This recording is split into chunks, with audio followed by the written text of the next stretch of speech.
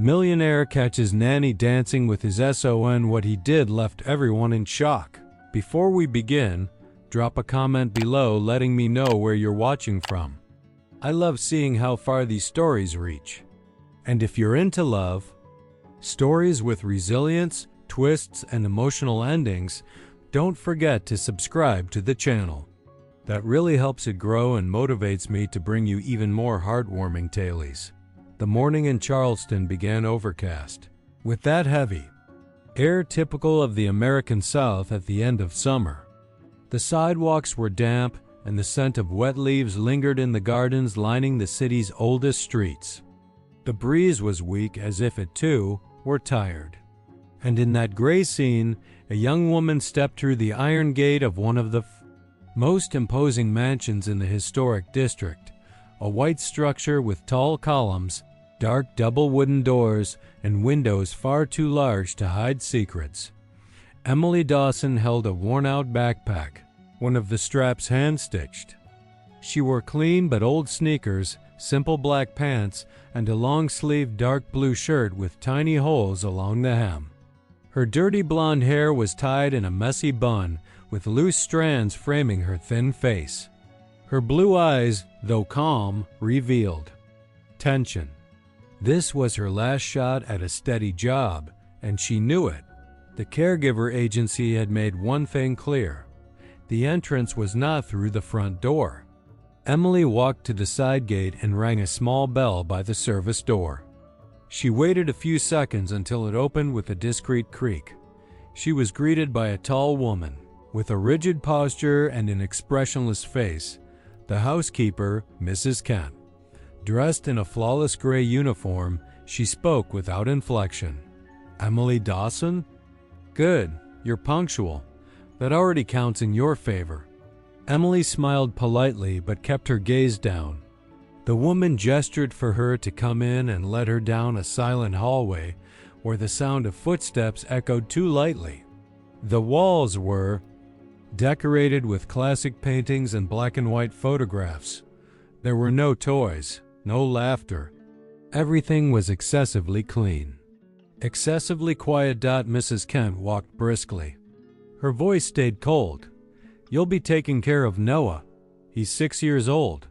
He's been in a wheelchair since the accident that took his mother. He hasn't spoken since. Doesn't respond to questions. Doesn't react to affection. Just watches. And sometimes not even that." Emily felt her stomach twist. She had cared for children with various needs before, but never one so small and so broken on the inside. "I understand," she replied quietly. "Avoid music. Avoid questions. And above all..." The housekeeper stopped in front of a set of double doors and turned firmly. "Don't speak of dancing. Don't mention it. Don't encourage it. It's off limits." Emily frowned slightly, puzzled. But there was no time to ask. The door opened. The room was spacious, with white curtains filtering natural light and a light carpet beneath a large armchair in the corner. By the window sat Noah, a small boy, very pale, with blonde hair almost white and fine like cotton threads. His blue eyes were fixed on some distant point outside. His hands rested motionless on the arms of his wheelchair. He wore a navy blue t-shirt and gray sweatpants. His sneakers were new, but far too clean, like they had never touched dirt. Emily's heart tightened. Mrs. Kent announced without emotion, "Noah, this is Emily. She'll be taking care of you." The boy didn't move. The woman walked away. Leaving the two alone, Emily didn't approach, didn't speak right away. She just stood, observing.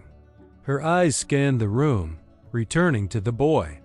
Slowly, she crouched to his level, still keeping a safe distance. "Hi, Noah. I'm Emily. Mind if I stay here with you for a while?" No response. The boy didn't even blink. Emily kept her voice soft, like someone speaking to a leaf about to fall from a tree. "I know you don't know me, and this must all feel weird, but it's okay. We can just sit here in silence." Noah remained still, but for the first time, his eyes blinked. a nearly invisible sign that he was, in fact, present. Outside the room, the door closed with a muted click. Emily felt it like a warning. She was locked inside a house where she knew no one, with a child who didn't speak, with a man who had yet to show his face, but there was something in those blue eyes, faded, lost, that said more than any word could. Emily sat on the floor at a distance, crossing her legs and resting her hands on her knees. "It's okay, Noah. We can just stay here, quietly, until you're ready." And so began a connection. Silent, timid. Real. Emily didn't know it yet, but that house, which she entered through the service door, would never be the same after that day. Nor would she. Nor would Noah. Nor the man who hid behind windows far too large to see what truly mattered. Emily's first days at the CVDs at the fend windows far too large to see what truly mattered. Emily's first days at the CVD mattered. Whitaker Mansion were steeped in silence. A heavy, almost tangible silence that seeped through the tall windows, down the immaculate hallways and into rooms far too large for any sense of intimacy. Noah remained silent, oblivious to everything around him. He spent long hours by the living room window, staring at the garden without really seeing it. The wheelchair was more than a physical limitation. It was an emotional shield. Emily, in turn, respected that space with the sensitivity of someone who knew what it meant to go unheard. She didn't force conversation, didn't intrude. She simply was there.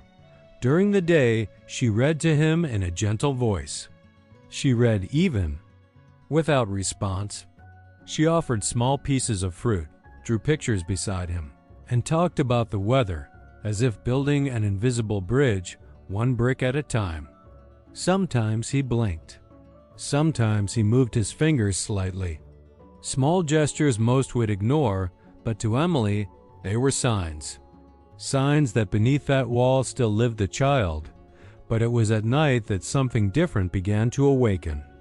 On the third night, after cleaning the kitchen, washing her hands, and putting away the utensils, Emily paused for a few seconds in front of the window. The clock showed almost 11. The house slept. The world outside was just a dark veil pierced by the sound of crickets and the soft trickle of the garden fountain.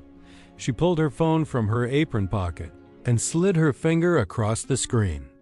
She searched for a song, an instrumental piece she used to dance to as a teenager, alone in her room before life ran her over. When the first note echoed from the small speakers, she closed her eyes. Barefoot on the cold kitchen floor, she began to move, not with technique, not to impress. It was movement as release, a kind of breathing through motion. Her arms rose slowly, circling softly in the air. Her feet slid lightly. Her eyes remained closed. Each step said what she'd never been able to say in words. What Emily didn't know was that Noah was there. He had silently wheeled himself from his room, the wheels gliding quietly over the hardwood. He watched from the shadow of the hallway, half his face hidden in the dark. His gaze was locked on her. His hands rested on the arms of the chair, fingers slightly tensed. He had never seen anyone move like that. With lightness, yes, but also with truth. As if her body spoke a secret language that, somehow, he understood. The next night, she returned. Same time, same music. But this time, something was different. Emily felt a presence, even if she didn't see it. Her body moved more slowly, more carefully, as if someone were listening with their eyes. On the third night, it happened. As she spun gently with her arms raised, the music ended. She opened her eyes and felt it, before even turning, that someone was there. She turned carefully and saw him, Noah, half his body still cloaked in shadow, but his eyes, they were on her, alive, alert, almost startled for having been seen. Emily said nothing. She took one step forward, then another, stopped a few feet away and looked straight into his eyes. She extended her hand, palm up, a gesture of invitation. No words, no demands. Just presence. Noah hesitated. The silence seemed to vibrate in the air. Then, almost imperceptibly, his lips curled. A timid smile, brief, but real. The first since Emily had arrived. Maybe the first in a long time. Emily swallowed hard. A lump rose in her throat, but she forced herself to smile back. She couldn't cry. Not now. She didn't want to scare him. She just whispered, "Thank you for coming." Noah didn't answer. But he didn't leave her. The next morning, when Emily walked into the room with a sketch pad and a box of colored pencils, she found Noah already awake, waiting. His eyes lit up when he saw her. And when she sat beside him, opened the pad, and began to draw, something surprising happened. He raised his right hand, slowly, with effort. But he raised it. He tried to mimic the gesture she had made the night before. An arm sweeping through the air, tracing the motion of the dance. It wasn't precise. It wasn't easy. But it was his. Emily dropped the pencil, brought her hand to her face, and let out a quiet sigh. Then she knelt in front of him. "You remember," she said. Her voice choked. "You were there." Noah looked at her, and for the first time, nodded. It was there, in that white-tiled kitchen that smelled of old coffee, that everything began to change. Not with words, but with movement, with connection, with the quiet courage of two broken hearts who, without even knowing, were already beginning to heal. The morning after the quiet miracle in the kitchen, Emily woke earlier than usual. Her face still bore the signs of a restless night, but her eyes carried a subtle sparkle, a flicker of hope she hadn't felt in a long time. She put on her light blue uniform, tied her hair into a firm bun, and walked to Noah's room with her heart beating faster than she would have liked. It was still early, and the rest of the house was asleep. But she knew this was the right moment. Noah was already awake, sitting in his chair by the window. Outside, the sky was clear, painted in soft shades of orange and blue. He watched her in silence, his eyes curious. Emily knelt beside him and opened the music app on her phone. She let the soft melody fill the space between them, the same song from the night before. The same one that, as if by magic, had awakened his first intentional gesture. "Today, let's try something together if you want," she said calmly. "Nothing hard, just copy me, slowly, okay?" Noah didn't reply with words, but his steady gaze was clearer than any yes. She raised one arm, very slowly. The music gently guided her movement. Noah, focused, lifted his arm a few centimeters. It was small, but it was everything. Emily smiled, her heart full. "That's it, Noah. Just like that. You're doing great." Just as his fingers began to mirror the motion with more control, the door behind them swung open.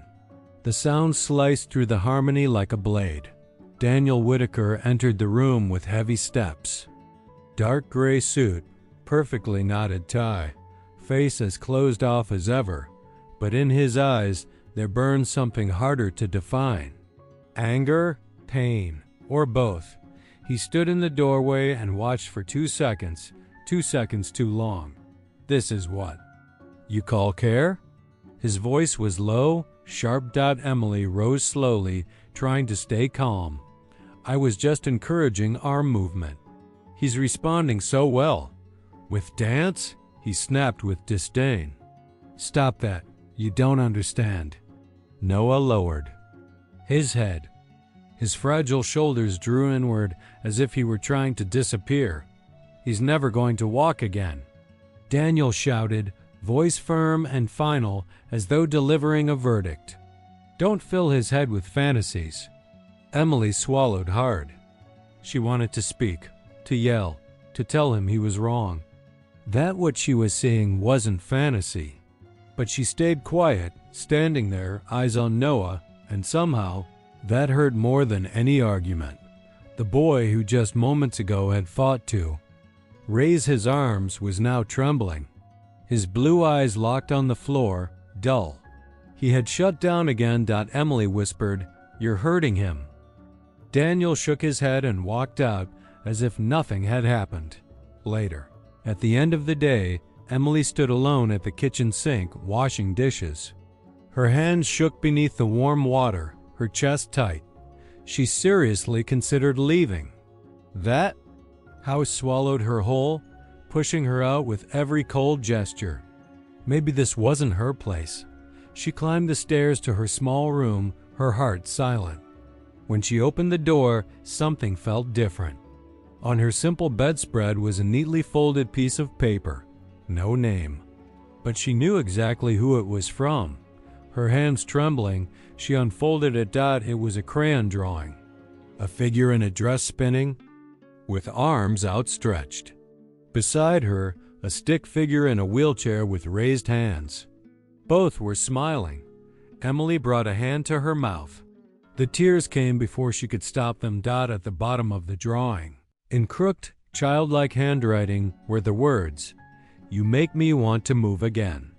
She pressed the paper to her chest and sat on the bed. In that moment, she understood.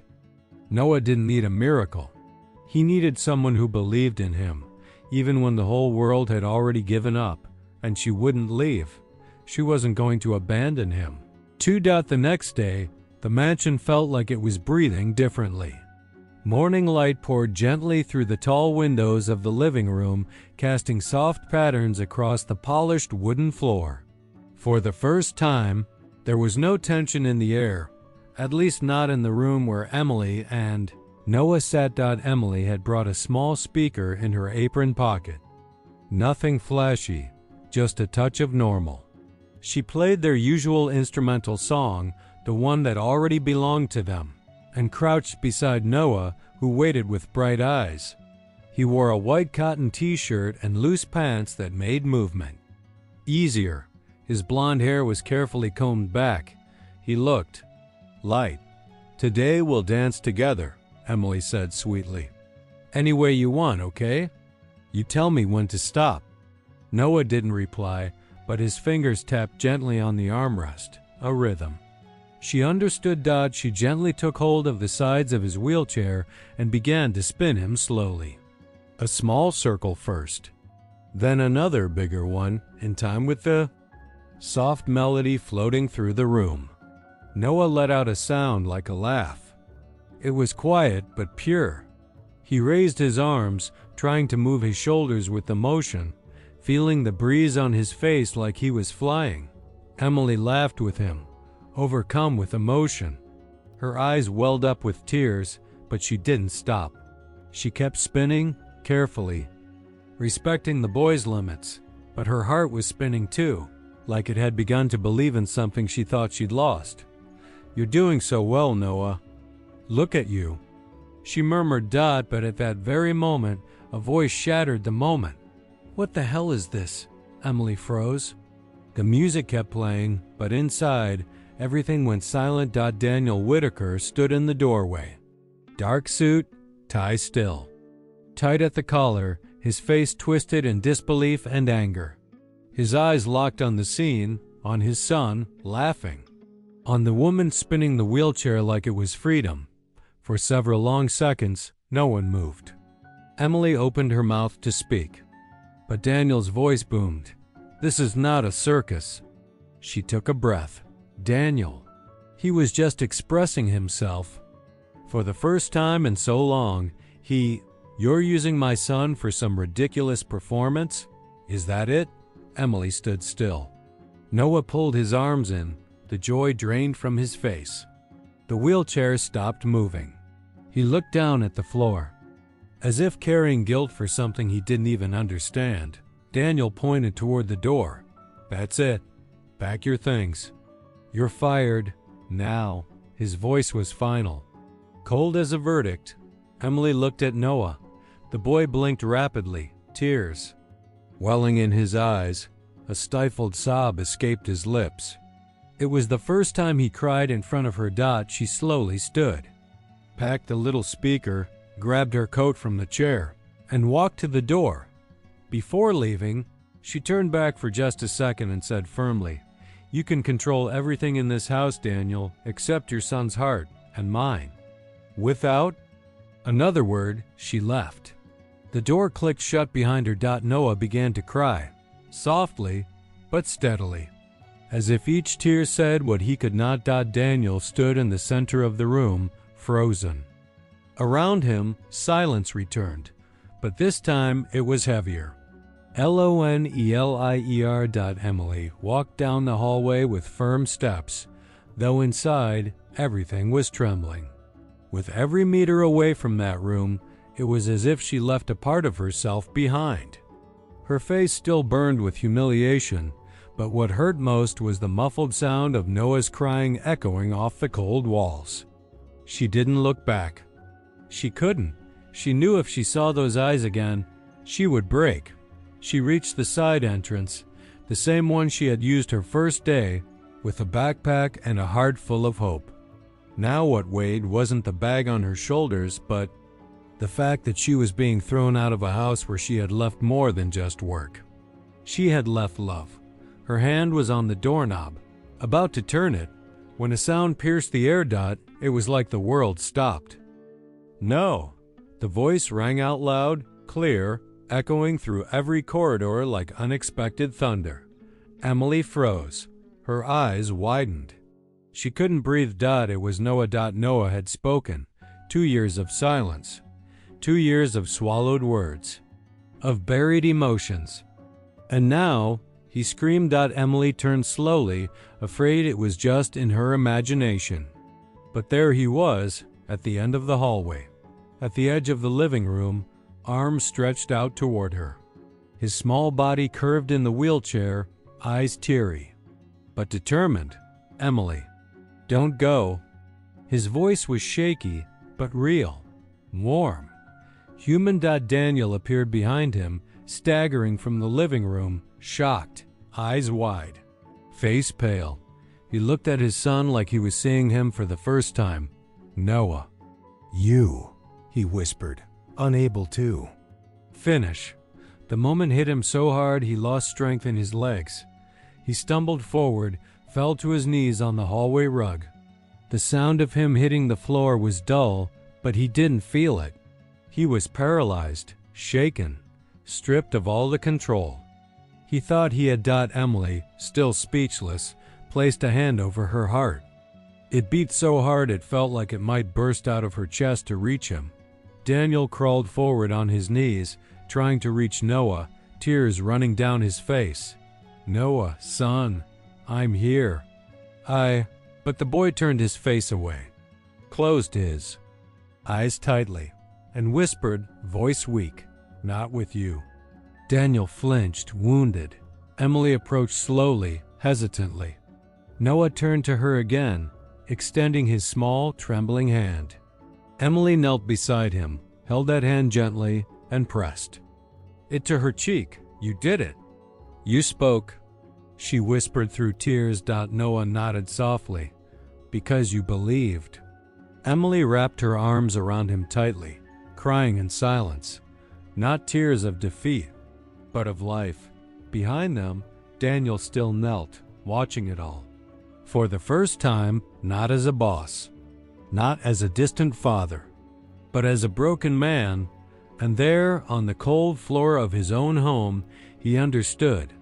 Emily hadn't just touched his son. She had touched something he thought was dead. Hope.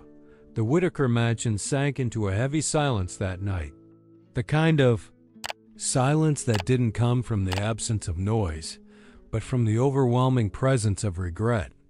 Daniel had been locked in his study since late afternoon. The lights were dim, casting long shadows across the dark wooden walls. The pristine desk in front of him sat nearly bare, except for an untouched bottle of water and the glow of his laptop screen, where security footage began to play. He clicked on the file from the previous week. The house's system recorded everything. Until now, he'd never felt the need to watch. But after seeing his son cry out for someone who wasn't him, he had to understand. He needed to know what he had missed. In the first recording, the kitchen camera showed Emily dancing alone under the warm light of dawn. Her movements were slow, intimate. She thought no one was watching.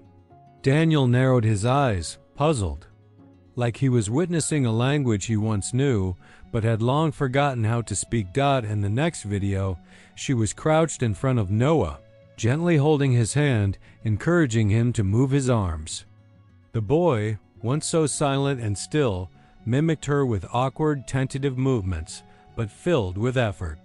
Daniel watched closely. Not once did Emily pity him. She smiled, encouraged, waited, as if she already believed he could do it. In another clip, in the living room, she spun his wheelchair to the soft sound of instrumental music. Noah laughed, a light, pure laugh. Daniel instinctively brought his hand to his mouth. That sound. It was the first time in 2 years he had heard his son laugh. And it wasn't him who had caused it. The next recording showed Emily helping Noah draw. He looked excited. She gently wiped a smear of paint from his cheek with her fingers and said something the camera couldn't capture clearly, but the look in her eyes was unmistakable. Love? Daniel paused. The frozen image showed them side by side as if they belonged to the same world, a world that, despite all his wealth and resources, he had never managed to enter. He skipped ahead to the most recent footage. The camera, discreetly placed in the corner of the playroom, captured Emily and Noah sitting on the floor. She was telling a story with cloth puppets. Noah watched intently, eyes fixed. Then, after a moment, he reached out and touched her arm. He whispered something. Daniel turned up the volume. The sound was faint, but unmistakable. She makes me feel alive. The impact was instant. Daniel leaned back in his leather chair, eyes locked on the screen, but seeing nothing now. He didn't move for a long time. Then, as if something deep inside finally gave way, he buried his face in his hands and he cried, not the kind of tears that bring release, but the tears of a man being forced to face his own emotional collapse. He cried for all the days he hadn't lived with his son, for the wife he had lost, and for the guilt he had twisted into rage. He cried for never really seeing Emily, for treating affection like a threat, for building walls around his own heart, and calling it protection. For the first time in years, the man who controlled everything lost control. And in that dark study, surrounded by luxury and technology, he finally understood what he had never wanted to accept. He had lost what mattered most. The afternoon settled over Charleston beneath a sky of gray and gold, heavy with unfulfilled promises. The city moved on in its usual rhythm, but Daniel Whitaker wasn't in control of anything. That day, after hours locked inside himself, inside a house too big and far too empty, he did something he hadn't done in a long time. He left without a driver, alone, in a suit, with no clear destination. He had a name and address scribbled on a wrinkled piece of paper. The housekeeper had finally and reluctantly revealed where Emily might be staying, and even though he didn't know exactly what he would say, he went. Finding her at a community laundromat hit him harder than he expected. The place was modest, with machines lined side by side, the air filled with the scent of detergent, and a country song playing softly in the background. Small children ran between baskets, and mothers folded clothes while chatting in low voices. And there, between clean clothes and plastic bins, was Emily. She wore dark jeans, a white t-shirt with the sleeves rolled up, and a scarf tied around her hair to keep the rebellious strands in place. Her face looked calm, but her eyes no longer had the same glow as when she danced in his kitchen.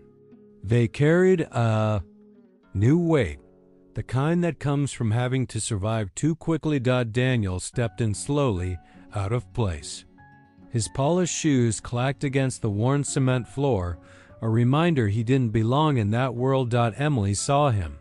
For a moment, she just looked, then went back to folding a towel, as if he weren't there. Daniel approached, his chest tight, unsure where to begin. His tie felt tighter than usual, his throat dry. "Emily," she kept folding, "I was wrong with you. With him, with both of you. I saw it all. The recordings, the dancing, the talks. I saw how he smiled with you, how he spoke, how he started to live again." She said nothing, just kept stacking neatly folded shirts. Daniel took another step forward, his voice now soft, vulnerable. "I need you back." Emily stopped. She turned slowly, looking him in the eye with quiet intensity. Her gaze was tearful, but she didn't cry. Her posture wasn't pleading. It demanded respect. "Why do you want me back?" she asked. "Because you finally realized what you lost, or because you can't handle the guilt?" Daniel didn't know how to answer. Emily took a deep breath. "I'm not an object, Mr. Whitaker. I'm not an employee you can discard one day and take back the next as if nothing happened." He tried to speak. "I know that." But she interrupted, calm and steady. "I won't come back for you. I'll come back for Noah, because he never stopped feeling. Never treated me like I was invisible." Her words landed like a silent punch. Daniel lowered his head. For the first time, speechless. For the first time, listening. Emily watched him a moment longer, then picked up the basket of folded clothes and walked toward the exit. As she passed him, she spoke in a low voice, almost like a warning. "If you ever want to be part of his life, start by learning how to feel, without trying to control it." And then she was gone. Daniel stood there in the middle of the laundromat, surrounded by spinning machines and smiles that didn't belong to him. And for the first time, he understood the size of the emptiness he had built around himself. Now, he had to find a way to dismantle it. The weeks following that encounter at the laundromat were quiet for Emily, but full of small signs for Daniel. For the first time in years, he began to listen, really listen. He changed his routine. Started picking Noah up from physical therapy, sitting beside him during afternoon drawing sessions, even when he didn't know what to say. Emily, at the request of Noah's therapist, agreed to return not as an employee, but as someone essential to the emotional rebuilding of that child. She set her conditions: freedom to continue the stimulation techniques, respect for her, autonomy, and above all, no emotional control disguised as protection. Daniel agreed to everything. And more than that, he started to understand why it was during this period that the Whitaker family's annual charity gala took place, held at one of Charleston's most iconic convention centers. A grand hall with high ceilings, crystal chandeliers, and a commanding stage flanked by dark velvet curtains. Business leaders, politicians, philanthropists, and social influencers filled the space. The event raised funds for local social initiatives, and that year's theme was Movements That Change Lives. At the start of the evening, no one could have predicted what would happen. Emily stood at the back of the room beside Noah, who wore a crisp white shirt, dark pants, and sneakers with little glowing lights in the laces. His hair was neatly combed, and a bright blue bracelet, a gift from his therapy team, shimmered on his wrist. His blue eyes were wide, alert, and a little shy. Daniel stood on stage, giving the closing speech. His voice steady, his suit perfect. He spoke about overcoming challenges, but inside, his heart beat with an urgency he didn't yet know how to name. Then, suddenly, he stopped. A pause not planned, an impulse not in the script. "Before I close," he said, "I'd like to share something personal, something I learned not as a businessman, but as a father." People exchanged glances.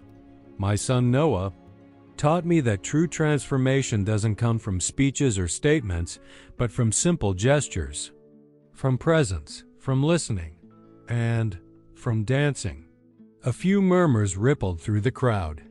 Emily felt her chest tighten. Then Daniel looked straight at her. "Emily Dawson, would you and Noah join me on stage?" The room fell silent. Emily turned to Noah, stunned. The boy met her gaze. And then, silently, he reached out his hand. She smiled through tear-filled eyes, took his hand gently, and with quiet determination, wheeled him toward the stage. As they ascended the side ramp, she felt the weight of the city's gaze, but none of it mattered more than the small hand holding hers. At the top, she knelt before him. "Would you like to dance with me?" Noah nodded. Emily opened her phone's music app, and for the first time outside that kitchen, their song began to play. The same melody that had once filled a silent home with hope now filled a grand hall with light, with truth. She began. With a soft spin, Noah raised his arms slowly, following the rhythm with short, focused movements. Emily guided him gently, spinning his chair in wide circles as if he were floating. He smiled. His eyes lit up. And in that moment, on that stage, he wasn't the boy in the wheelchair. He was the boy who danced. The audience rose, slowly. People began to applaud. Some filmed, some took photos. But most simply cried. Businessmen, elegant women, young volunteers, all surrendered to that unfiltered truth. From the center of the crowd, Daniel watched. Eyes wet, heart still. For the first time, he didn't want to control a thing. Just witness. At the end of the performance, Noah made a gesture. He brought his hands to his chest, then extended them toward the audience, as if to say, "Thank you for seeing me." That night, a college student posted a video of the dance to Instagram. It went viral in hours. The caption read, "He can't walk, but he dances with his heart." In the days that followed, the entire city talked about the boy who danced with his soul, and the woman who believed in him when no one else did. In the days following Noah's public performance, the name Whitaker stopped being just a symbol of wealth and power. People around Charleston began talking about the boy who danced with his heart and the woman with the soft gaze who had awakened him.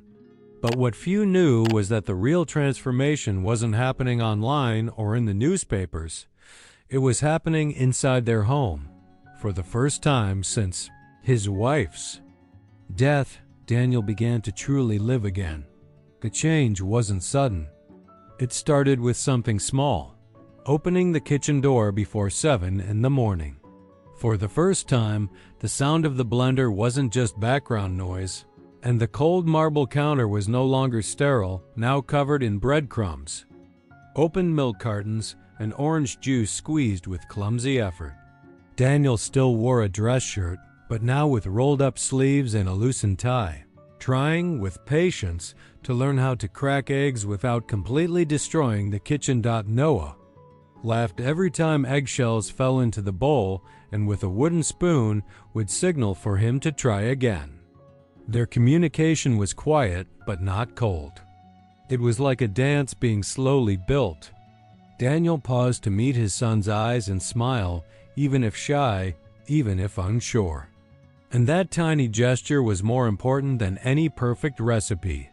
Emily, who used to walk the mansion halls with careful steps, now moved freely. Her room, once isolated at the back of the house, had been moved to one of the main suites on the second floor. She shared meals, laughed at Daniel's culinary disasters, and still read Noah bedtime stories with the same unwavering tenderness. But more than that, she had been invited, clearly and openly, to rebuild her own dreams. "I want you to dance." Again, really dance, Daniel told her one evening while washing dishes beside her, wearing a soft blue checkered apron. "Not just here, out there too."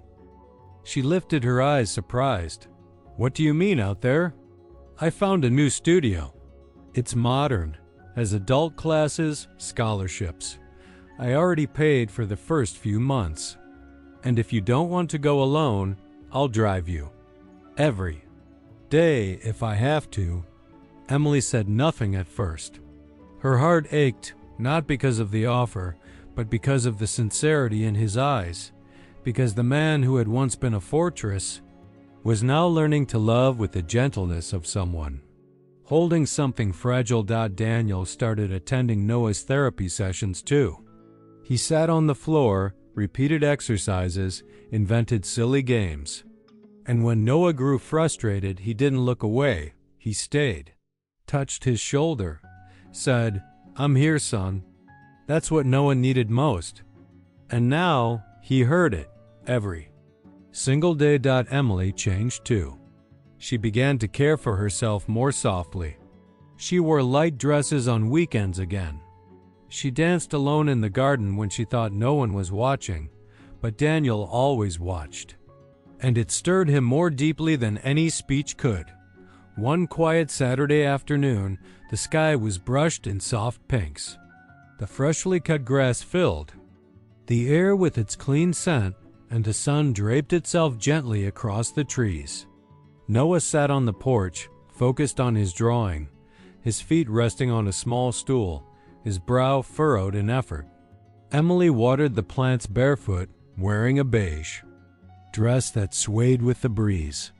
Her dark blonde hair fell loosely over her shoulders. She looked peaceful. Daniel stepped outside in silence. No jacket, just a white shirt with the top buttons undone. He stopped a few steps behind her, hands in his pockets, unsure how to start. Emily noticed him, but didn't turn around. She kept watering. She waited. "Do you remember the first time you saw me?" he asked. She smiled softly, still not looking. "In the kitchen, after the first dance." "I didn't really see you that day," he admitted. "I just saw a threat. Someone who could mess up the world I'd built, under control." She placed the watering can down on the grass and turned slowly to face him. Her gaze was calm, but steady. "And now?" she asked. Daniel took a deep breath. His voice was lower now, almost a whisper. "Now I see the woman who taught me how to be a father. The woman who helped my son smile again. The woman who reminded me how to feel." Emily's chest trembled, but she said nothing. Daniel took a step closer, met her eyes with raw vulnerability. "You taught me how to be a father. Now teach me how to love." Emily didn't answer with words. She simply took his hand, gently guided it to her waist, and with her other hand, intertwined their fingers in the air. And there, to the rhythm of a song only they could hear, they began to dance. Slowly, without rehearsed steps, without hurry. From the porch, Noah watched, a small, peaceful smile on his lips.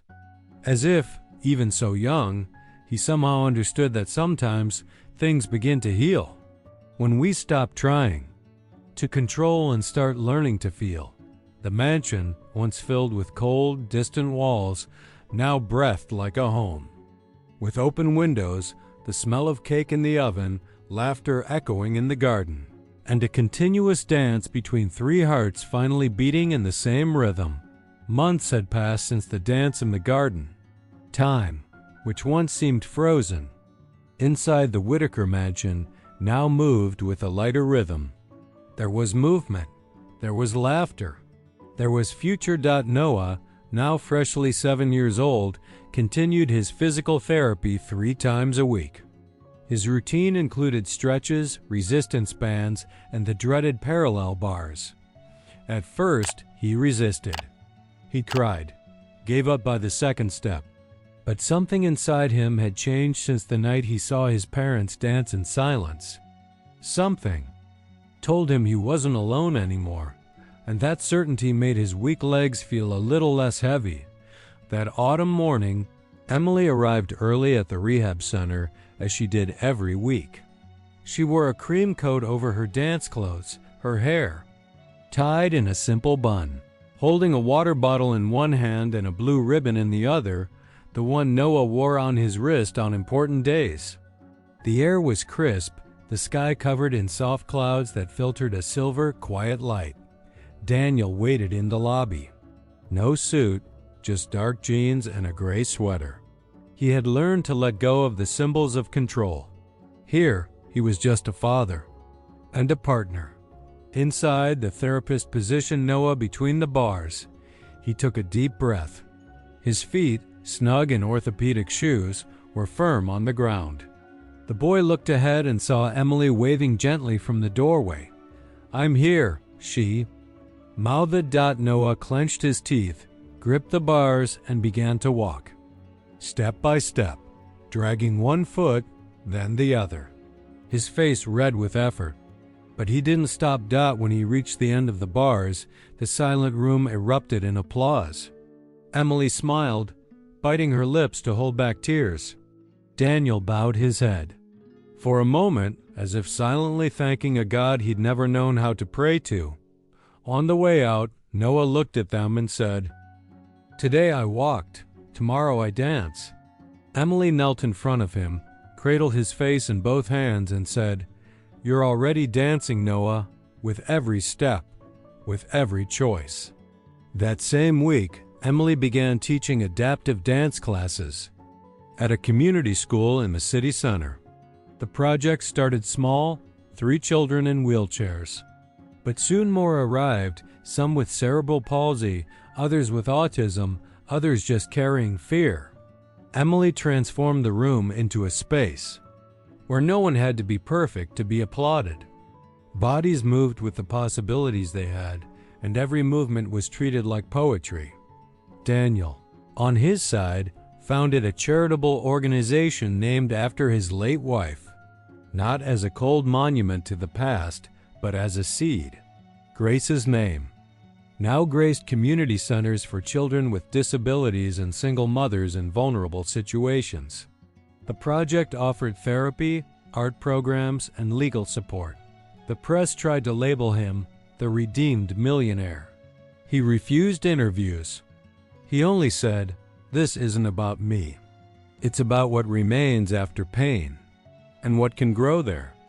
At home, nights were filled with simple dinners, movie nights in the living room, Noah's drawings scattered everywhere, and a soundtrack that always included instrumental music, the kind Emily still played from her phone, now echoing from speakers throughout the house. One afternoon, in the garden, with dry leaves softly falling onto the grass, Emily played a gentle melody on a portable speaker. The same song she had once danced to alone in the kitchen. The one that had sparked Noah's first smile. Now, he was there, in the middle of the garden, wearing a light blue shirt, his wheelchair positioned at the center of the lawn. "Ready?" he asked, spinning the wheels slightly. Emily nodded. She danced around him with fluid movements while he turned his chair in small, graceful arcs. They smiled. No audience. No cameras. Just the golden light of late afternoon and the sound of leaves crunching gently beneath their rhythm. Daniel watched from the porch, a cup of tea in his hands. His gaze calm. There was something in him now that hadn't existed before. Peace. There. In that quiet dance between a woman who believed, a boy who resisted, and a man who learned. There was no victory. No miracle. But there was truth. Because love doesn't cure everything, but it does transform what's left into something truly worth keeping, belonging. Now it's your turn. What did you think of this story? Leave your rating in the comments from 0 to 10. I'd love to know how this journey touched your heart. If you enjoyed it, don't forget to like the video, share it with someone special, and subscribe to the channel so you don't miss any of the upcoming stories. And before you go, I picked another beautiful, emotional story just for you. It's on the screen right now. Just click and continue this journey through feelings, twists, and lessons that stay with us long after the last line. I'll see you there.